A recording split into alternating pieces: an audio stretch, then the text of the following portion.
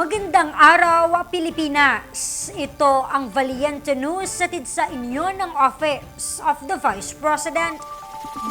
Namahagi ng rice boxes ang OVP Cagayan Valley Satellite Office sa mahigit 100 residente sa bayan ng Lasam, Lalawigan ng Cagayan. Naging prioridad dito ang ating mga kababayan na bahagi ng tribong Agay. Ang buong detalye ihahatid sa atin ni Brian Latasa. Tumulak kamakailan ang tanggapan ng pangalawang Pangulo sa pamamagitan ng OVP Cagayan Valley Satellite Office sa bayan ng Lasam, Lalawigan ng Cagayan at namahagi ng rice boxes sa mga kababayan nating bahagi ng tribong Agay.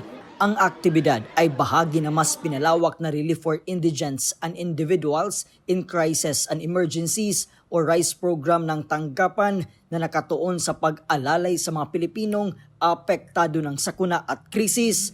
Ang bawat rice box ay naglalaman ng mga pagkain tulad ng 5 kilong bigas at iba't ibang dilata. Isa ang magsasaka mula sa Kabatakan West na si Jacqueline sa mga nakatanggap ng munting handog. Ayon kay Jacqueline, malaking tulong ang rice box ng OVP lalo't apektado ngayon ang kanilang hanap buhay bunsod ng matinding init. Ti may bagak lang sir ki dakelaya mamila unay ta dakel ti may tultulong yung kanyamin sir.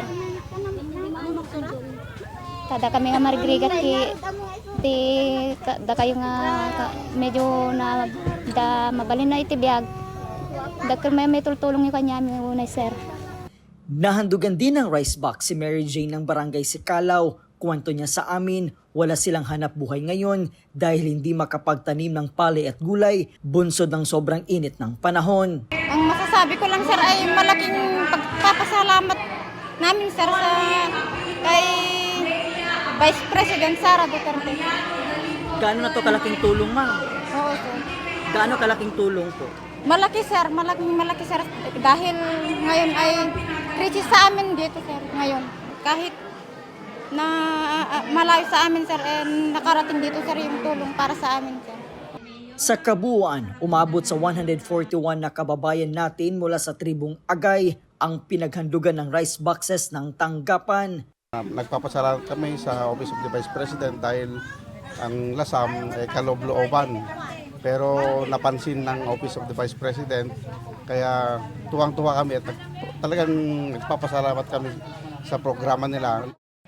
Maliit na bagay man para sa iba, ang rice box na ito mula sa tanggapan ng pangalawang Pangulo.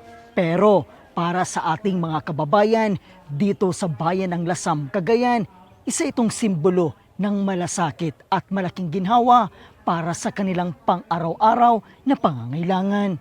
Mula po rito sa bayan ng Lasam, Cagayan, ako po si Brian Latasa, ang lahat para sa Diyos, bayan at pamilyang Pilipino. Valiente News.